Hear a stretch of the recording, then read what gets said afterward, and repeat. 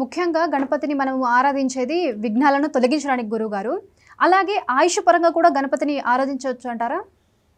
విఘ్నము, కాలానికి విఘ్నము అనేది వాస్తవంగా ఇది మంచి ప్రశ్న ఇది. ఆయుష్ పరంగా కూడా ఏదైనా కూడా ఏ దేవతను ఏ దేవుడినైనా కూడా మనం ఆరాధన చేయొచ్చు. ఒక గణపతినే కాదు, విఘ్నేశ్వరుడనే కాదు, గణపతిని కూడా ఆరాధన చేయదు. ఎందుకంటే కాలాన్ని సూచిస్తాడు కాబట్టి. కాలంలో విఘ్నం లేకుండా ఉండటం అంటే ఏమిటి? ఆయుష్ తగ్గకూడదు. విఘ్నం కలిగింది అని అంటే ఏంటంటే మనం లైఫ్లో లేనట్టు అర్థం. పనులలో ఆటంకాలు కలుగుతున్నా కూడా విఘ్నేశ్వరుని ఆరాధన చేయాలి. అప్పుడు ఆయు ప్రమాణానికి కూడా విఘ్నేశ్వరుడు యొక్క ఆరాధన చేయడంలో తప్పేమీ లేదు. అదే ఆరాధన కాదు, సూర్యుడు ఆరాధన చేయాలి, పరమేశ్వరుడు ఆరాధన చేయాలి. పరమేశ్వరుడు కూడా పరమేశ్వరుడు యొక్క పుత్రుడే కదా గణపతి, మరి పరమేశ్వరుడే కదా. అంటే ఏదైనా సరే పరమేశ్వరుని ఆరాధన చేయాలి, పరమేశ్వరుడు రూపంలో ఉన్న గణపతిని కూడా కొడుకును ఆరాధన చేయాలి. దానిలో తప్పేం లేదు. ఆయుష్ కూడా గణపతిని ఆరాధన చేయటంలో తప్పేం లేదు. ఎందుకంటే సహజంగా అనుకుంటాం మన ఆయు ప్రమాణాన్ని తీసేవాడు ఎవరు అంటే యముడు. ఆ యముడు పైన ఉన్నవాడు పరమేశ్వరుడు. మనం చెప్పుకుంటాం కదా, చీమైనా కొట్టదు అని, శివుడు ఆజ్ఞ లేదని. అందువల్ల శివుడు యొక్క పుత్రుడు ఎవరు అంటే గణపతి.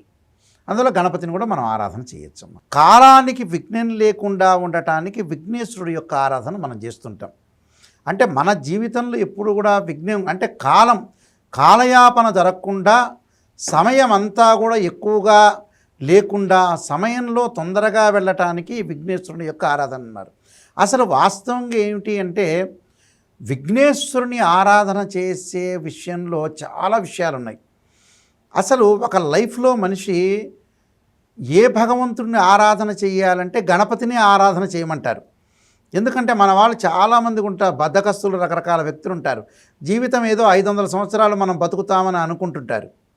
అదేదో మెగాస్టార్ చిరంజీవి సినిమాలో బ్రహ్మానందం చేసినట్టుగా ఏదో 500 సంవత్సరాలు బతుకుతా, 500 సంవత్సరాలు 60 సంవత్సరాలు బతకటమేరా దండగారా అన్నట్టుగా మనం ఎక్కువ కాలం బతకం మనిషి.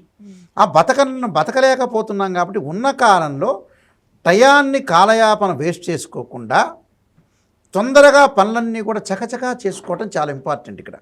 అందువల్ల మనం గణపతి యొక్క ఆరాధన చేస్తాం. అంటే మన లైఫ్కి విఘ్నం కలగకూడదు.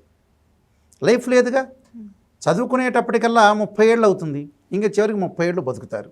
పాత వాళ్ళలాగా కూడా లేదు ఇక్కడ. పాత రోజుల్లో ఏంటంటే ఎక్కువ కాలం బతికేవాళ్ళు, కొంచెం 80 సంవత్సరాలు 79 అలా. ఇప్పుడు 50 ఏళ్ళకే మనిషి ఉంటాడో లేదో తెలియదు. కాలానికి చాలామంది కూడా టైం వేస్ట్ చేస్తుంటారు ఎక్కడో ఉంది అని. అసలు వాటికి ప్రాధాన్యత ఇవ్వరు. అందువల్ల ప్రతి ఒక్క మనిషి గణపతిని ఆరాధన చేయాలి నిజం చెప్పాలంటే.